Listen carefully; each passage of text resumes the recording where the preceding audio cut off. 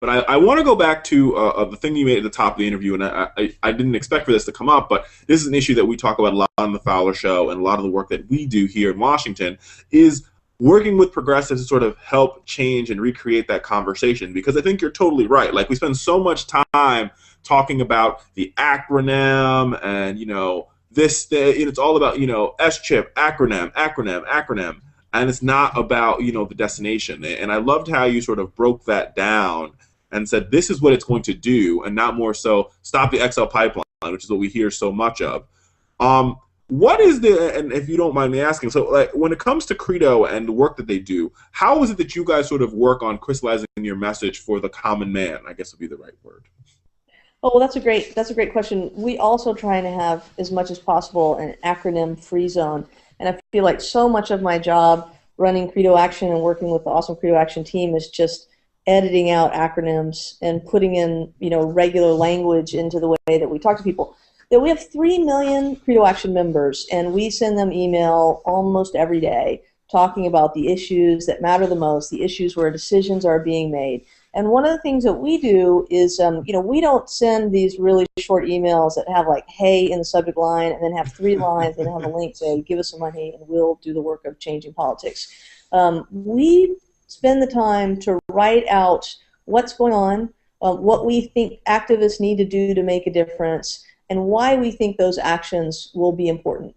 So when you sign a petition at CREDO Action and you get on the CREDO Action email list, you're going to get some of the longest emails that you would get from a progressive organization, because we think it's really important to be really clear about what's happening and why we're asking you to do the things that we're asking you to do. I'll give you an example. During the fight to try and get the Department of Justice to actually put some bankers in jail and actually make the people that caused the financial crisis and the mortgage meltdown actually pay for their crimes.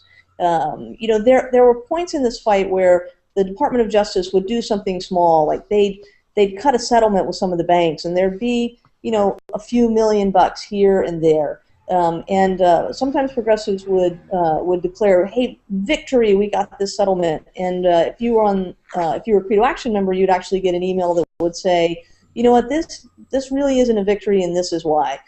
This is how much in penalties we should be getting from the banks. This is how much the banks made off of their criminal behavior. If they're paying in fines less than the money that they raked in by breaking the rules, then that's not a victory because there's no incentive for them not to do that again." So we think it's really important to break it down, to explain what's going on, to explain why we think what we think.